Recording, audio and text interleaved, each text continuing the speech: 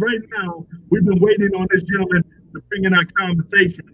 My man, Gerald Griggs. Mr. Griggs, how you Okay. doing? I'm doing pretty good. How you guys doing? Guys, Mr. Griggs, please introduce yourself to our viewing audience here in the state of Missouri. Okay, I'm Attorney Gerald Griggs. I'm the Vice President of the Atlanta chapter of the NAACP, and I'm the former third Vice President of the State Conference, Georgia State Conference of the NAACP.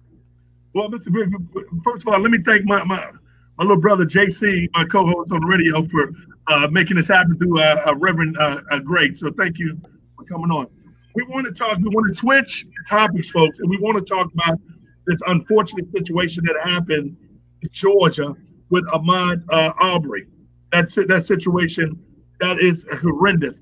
Kind of tell us, some people who may have been sleeping under a rock, Mr. Griggs, who don't know about this, kind of bring our viewership up to what happened in this situation. Okay. On February the 23rd, our young brother Ahmaud Arbery, who was 25 years old, was gunned down by two, we call them white supremacists, Travis and Gregory McMichael. Our young brother was out for a jog on a Sunday afternoon around 1 o'clock. He was jogging when these two individuals followed him, cut him off, and shot him 3 times with the shotgun.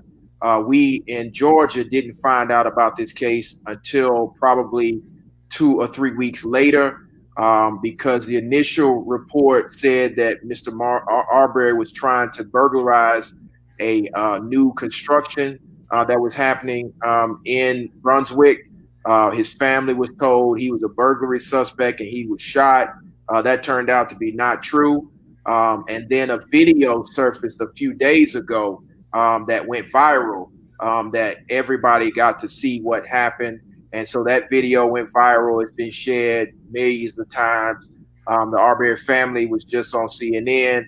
They are now represented by 2 of the most reputable attorneys in the world, which would be my brother Lee Merritt, as well as my good friend Benjamin Crump. And we at the NAACP, through the Brunswick chapter, were on the ground from the beginning, and then the state conference got involved, and now national is involved. And so there was a big protest today. Of course, today everybody was posting videos and pictures that say they run with Ahmaud, and it's just been an experience here in the state of Georgia, to say the least. I know many of you are in Missouri, and we of course remember the Mike Brown case. It's reminiscent of Mike Brown. It's reminiscent of Trayvon. The only difference in this one is this particular individual who shot him, father was former law enforcement, and we believe they were acting as vigilantes. There's an allegation that the district attorney was complicit. The first district attorney was complicit in covering this up, and then the second district attorney tried to argue that Georgia's citizens arrest statute applied, and then the stand your ground law applied. Of course, both of those don't apply. So yesterday, the 2 individuals were taken into custody after the GBI, which is the Georgia Bureau of Investigation, took over the case and issued murder warrants and aggravated assault warrants. So they're now sitting in the Glenn County Detention Center without bond, and the community is still rallying around this family and asking the nation to rally around the Arbery family. The mother has shown such courage, Miss Wanda Cooper, who from day one did not believe the narrative that was being put out there by law enforcement, that her son was some sort of burglary suspect. And then today we actually got a chance to go to the crime scene to run the area on the street. And I must say that the investigation is woefully inadequate. I spoke with several witnesses that confirmed that there was never any burglary that took place there. The only criminal behavior that's taking place in the neighborhood have been car break-ins, and those car break-ins were actually by Caucasians. So there's some serious concerns around this case. Of course, the NAACP will continue to investigate. I know the lawyers are continuing to investigate, but at this point, we're asking the FBI to get involved because we believe that there has been issues of corruption down in Glenn County for some time around this former DA, the first DA, and then some issues of, I would say, inability to factually and legally articulate what the facts show as applied to the law with the second DA. So it's our hope that the third DA will fully prosecute this case. But again, the GBI has been called in and they have issued warrants. These this question. I can't really hear you. The video, can you hear me? Yeah, I can hear you now. Okay, the video that was showing the incident, who was filming that video? How did they come up with this video? I mean, it's amazing. How did that, what happened there? Those are some great questions, and we're starting to get information. Our belief is somebody that was connected to the McMichaels filmed the video, and that person is now under investigation. I believe that person just hired a criminal defense attorney.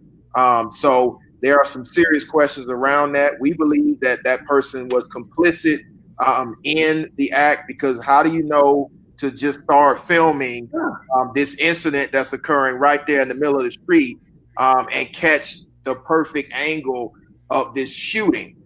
So there's some serious questions around why the video was shot, and then there's some serious questions on how the video got leaked. Yeah, we're grateful that the video got leaked, because when we read the police report, we knew it didn't happen that way. But now that the video has been, released, it's now given the world the opportunity to see. And something that the activists have been saying, and everybody on the ground has been saying, is that charges didn't come when they saw the video.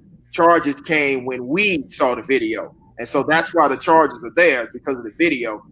So there's some serious questions around a lot of things that are happening in this case, but particularly how that video was shot and how it was released. Prior to the video being leaked out, what were they saying? And let me give you my narrative for being hundreds of miles away from Atlanta. What it looked like. It looked like those men made the call to the police to say, "Hey, we see a burglary. We're calling on a burglary," to get everybody to put it on record.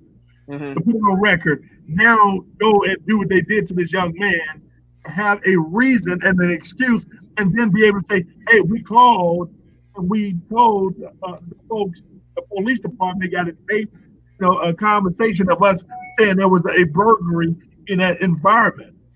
How do you guys now attack this?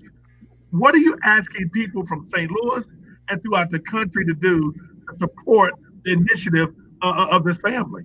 Yeah, and those are great questions. The family issued a challenge to continue, for everyone to continue to run with Ahmaud, and we see the videos trending and they're viral.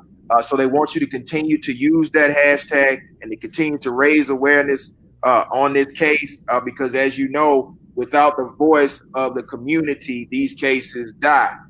So they want you to continue to use that voice and elevate Ahmaud and all of the names of the individuals from around the country that have been victimized by this type of, I call it racial violence and police violence. But I want you to continue to do that. As far as how they're going to continue to push this case forward legally, I am an attorney. I'm not the attorney for the family. I'm the attorney for the NAACP. But my legal analysis is simple.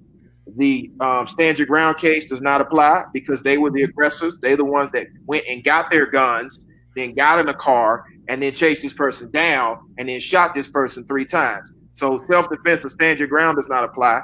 And then the citizen's arrest statute does not apply, because they did not actually witness him committing a felony. So that doesn't apply. And at best, you might have him, and that's might, because I've now been to the scene and I have some serious questions as to whether he was anywhere near that alleged new construction, because he was actually on a different street running in the direction towards the street, and you'd have to go down. So if you look at the video, there's a cul-de-sac there.